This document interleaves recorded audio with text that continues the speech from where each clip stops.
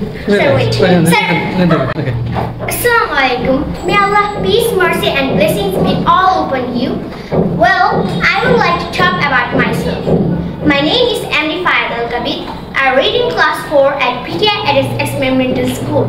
I am 10 years old. There are 4 people in my family. They are my father, my mother, my sister, and me. My father is a police officer and my mother is a housewife. My father name is Raqibul Islam and my mother name is Fatima Sultana. My younger sister name is Faija Islamanaya. She is 3 years old. She doesn't go to school now yet. My favorite color is white and sky blue. My favorite food is fried chicken. My favorite fruit is mango and jackfruit. My hobby is